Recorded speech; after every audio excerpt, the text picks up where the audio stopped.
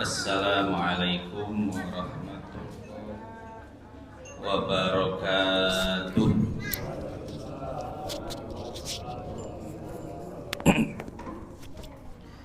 Ila hadratin nabiyil mustafa sallallahu alaihi wasallam, thumma ila ruhil imam syekhil islam Ahmad bin Husain al-Isbihani wa sahibis syarah Syekh Taqiyuddin al-Hisni wa usulihima wa furu'ihim Anna Allah yaghfir lahum wa yarhamhum wa yu'ali darajatihim fil jannah wa yanfa'una bi asrarihim wa anwarihim wa ulumihim wa nafahatihim fid dini wad dunya wal akhirah. Syai'un lillahi lahumul fatihah. A'udzu billahi minasy syaithanir rajim. Bismillahirrahmanirrahim. Alhamdulillahi rabbil alamin. Ar-Rahmanir Rahim. Maliki yaumiddin.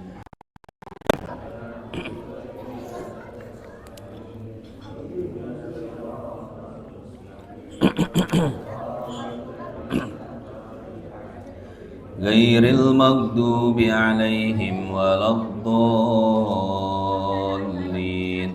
Amin. Rabbighfir lana wa liwalidayna. Amin. Al-Fatihah yang kedua kita niatkan untuk guru kita almarhum al-maghfurlah Bapak Kiai Haji Dr. Thayyib Bakhtiar Zain, juga untuk almarhumah kita yang lainnya. Mudah-mudahan dengan barokah Ummul Quran suratul Fatihah, Allah Subhanahu wa taala menerima iman Islam almarhum almarhumah, diampuni segala dosa-dosanya, diluaskan kuburnya, dijadikan kuburnya raudhah min riyadil jinan. Syai'un lillahi lahumul fatihah. A'udzu billahi minasy syaithanir rajim. Bismillahirrahmanirrahim. Alhamdulillahi rabbil alamin. Ar-Rahmanir Rahim. Maliki yaumiddin. Iyyaka na'budu wa iyyaka nasta'in. Ihdinas siratal mustaqim. Siratal ladzina an'amta 'alaihim.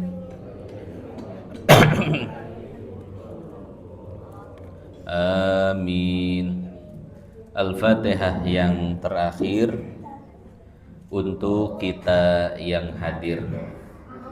Yang sedang sakit mudah-mudahan Allah angkat penyakitnya. Yang sedang sulit Allah mudahkan urusannya. Yang masih punya hutang mudah-mudahan Allah berikan kemampuan untuk melunasi hutang-hutangnya. Syai'un lillahi lana wa lahumul fatihah. A'udzu billahi minasy syaithanir rajim. Bismillahirrahmanirrahim. Alhamdulillahi rabbil alamin. Ar-Rahmanir Rahim. Maliki yaumiddin. Ihdinas siratal mustaqim. Siratal ladzina an'amta 'alaihim ghairil maghdubi 'alaihim waladdallin. Amin. Rabbighfir lana wa liwalidayna. Amin. Bismillah. Walhamdulillah. Wassalatu wassalamu ala rasulillah. Muhammad bin Abdillah wa ala alihi wa sahbihi wa mawalah. Qala ta'ala yarfa'illahu alladhina amanu minkum walladzina utul ilma darajat wa qala an-nabi sallallahu alaihi wasallam man salaka tariqan yaltamisu fihi ilman sahhalallahu lahu bihi tariqan ilal jannah. Yang saya hormati dan saya muliakan segenap hadirin wal hadirat jamaah Masjid The Java Residen, wabil khusus para orang tua, para tokoh, para sesepuh yang mohon maaf tidak bisa disebutkan satu persatu namanya, namun tidak mengurangi rasa hormat dan ta'zim saya kepada beliau-beliau semua.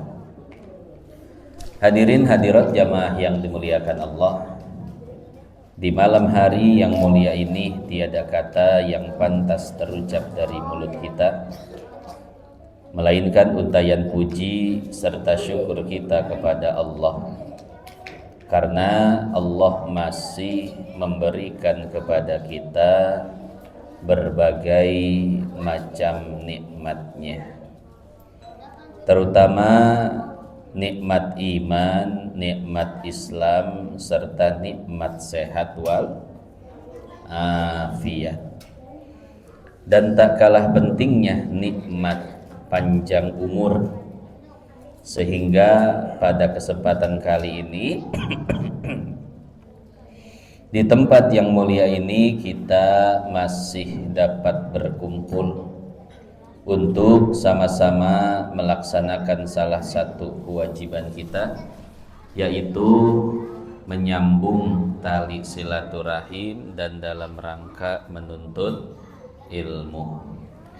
Oleh karenanya, mari dengan penuh rasa syukur sama-sama kita ucapkan kalimat hamdalah.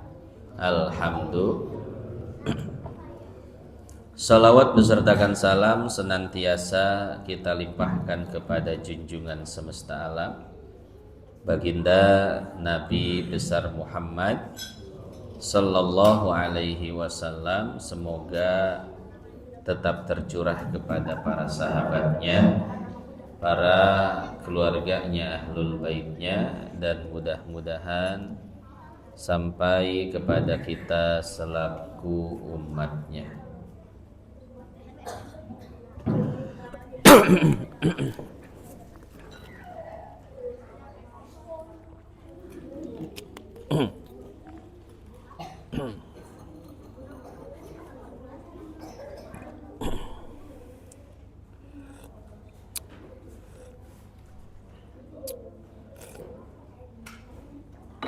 Hadirin jamaah yang dimuliakan Allah.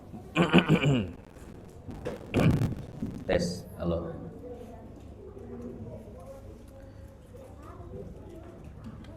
Hadirin jamaah yang dimuliakan Allah.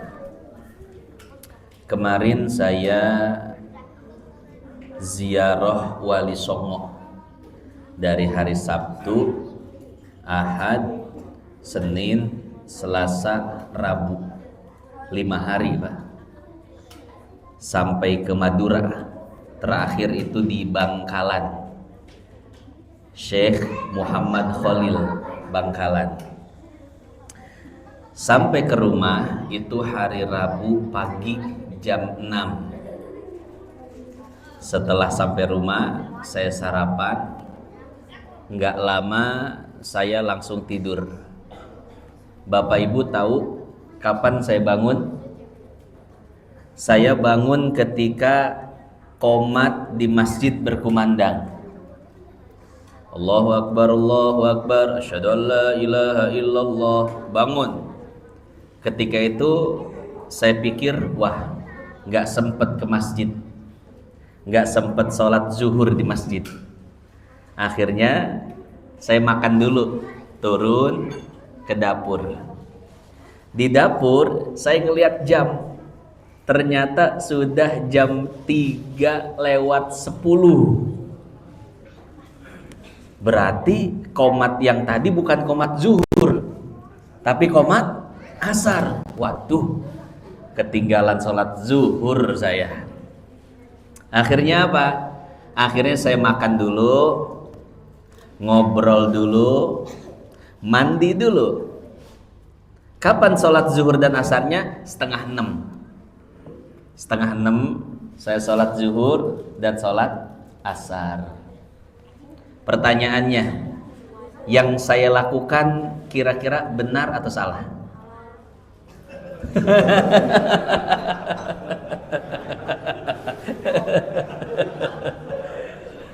Kalau bapak-bapak saya yakin gak berani bilang salah. Ustadz soalnya yang ngelakuin. Ya kalau adik-adik jujur teuing. Salah. Hadirin hadirat jamaah yang dimuliakan Allah, berkaitan dengan qada sholat, apakah dia harus bersegera atau boleh dinanti-nanti? Kata para ulama, dilihat dulu. Kalau seandainya sholatnya itu ditinggalkan atau tertinggal sholat, meninggalkan sholat karena uzur, maka qadanya itu tidak wajib disegerakan, boleh nanti. Nah, saya kemarin itu kan ketiduran, berarti meninggalkan sholat zuhur karena uzur, maka mengqadha bisa disegerakan, boleh santai-santai. Makanya saya makan dulu, mandi dulu, nggak lama ada orang datang ke rumah, ngobrol dulu. Nah baru 5:30 sholat qadha zuhur dan dilanjutkan dengan sholat asar, ya. Atau contoh lainnya, misalkan bapak yang kerja pulang jam 1 malam. Ini shift berapa kalau jam 1 malam pulangnya? Shift 2. Jam 1 malam keluar dari PT, nyampe rumah jam 2 baru bisa tidur. Kemudian subuhnya kelewat, jam 6 baru bangun tidur. Sekarang subuh jam berapa? Jam 4:10 kan ya? Kalau di Madura subuhnya jam 3 Pak. Jam 3:48 apa berapa gitu ya. Beda 20-30 menit lah di kita ya.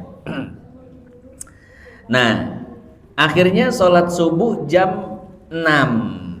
Bukan sholat subuhnya, akhirnya bangun jam 6. Maka bapak ketika bangun tidur tidak wajib bersegera sholat qadha subuh, tapi boleh dinanti-nanti. Boleh nyari nasi uduk dulu, ngopi dulu, mandi dulu, mancing dulu. Wah nggak kalau mancing dulu ya. Intinya tidak wajib disegerakan, tapi boleh dinanti, boleh ditunda-tunda. Ya. Kenapa demikian? Karena meninggalkan sholatnya karena uzur, ketiduran. Kata Nabi dalam Sahih Muslim, man nasiya sholatan aw nama anha falyaqdiha idza dzakaraha. Barang siapa yang ketiduran sehingga terlewat sholat, maka hendaklah dia mengqadha sholat itu saat dia ingat atau saat dia bangun dari tidurnya. Nah, tapi kata para ulama tadi, ketika meninggalkan sholat karena uzur, maka qadanya tidak wajib disegerakan. Yang kedua, kalau seandainya meninggalkan sholatnya tanpa uzur, maka qadanya wajib disegerakan. Misalkan ada orang meninggalkan sholat subuh secara sengaja. Sebelum subuh udah bangun, dia mendengar azan, dia mendengar qomat, tapi dia tidak sholat. Akhirnya jam 6, jam 7 dia buka WA, ngeliat status WA bapak yang isinya pengajian. Masya Allah. Ketika melihat status WA bapak yang isinya pengajian, akhirnya apa? Dia tobat karena ingat mati. Astagfirullahaladzim, hidup di dunia kan sementara, kenapa saya meninggal? Akhirnya dia tobat. Nah, ketika dia tobat di jam 6, maka hal yang pertama harus dia lakukan adalah melaksanakan qada sholat subuh. Jadi jangan nyari nasi uduk dulu, jangan ngopi dulu, kalau belum mandi jangan mandi dulu, karena hal pertama yang harus dilakukan adalah mengqada sholat subuh. Kenapa demikian? Karena dia meninggalkan sholat subuhnya tidak karena uzur, karena disengaja, maka kodoknya harus bersegera, ya. Makanya Pak, jangan bosen bikin postingan, bikin status tentang pengajian ya. Barangkali karena Bapak bikin status pengajian, yang ngelihatnya dapat hidayah, begitu, ya. Pak Ustadz kok nggak pernah bikin status pengajian? Sama saya mah jangan ditanya Pak ya. Karena saya pelaku pengajiannya, ya. Iya, saya dapat pahalanya ngajar di Bapak. Bapak dapat pahalanya nge-share video-video pengajian itu, bagi-bagi pahala. Nanti Ustadz Dedi kemudian Pak Sulam ngerekam, dibagiin ke Bapak. Nanti Bapak sharing lagi ke orang. Itu jadi amal jariah, ya. Nah, kalau saya nggak usah nge-share juga, insya Allah udah dapat pahalanya. Nah, hadirin hadirat jamaah yang dimuliakan Allah, itulah sedikit cerita tentang saya yang ketiduran. Ya, tapi jadi ada faidahnya kan saya ketiduran ya. Jadi ada cerita. Kemudian juga saya bisa menceritakan bagaimana hukum mengqada sholat. Apakah harus disegerakan, apakah tidak harus disegera. Maka kata para ulama, dilihat dulu sebabnya. Kalau karena uzur maka tidak wajib disegerakan, tapi kalau tanpa uzur maka wajib disegerakan. Ini disebutkan di dalam kitab-kitab fikih Syafi'i, salah satunya adalah kitab Fathul Mu'in yang dikarang oleh Syekh Zainuddin.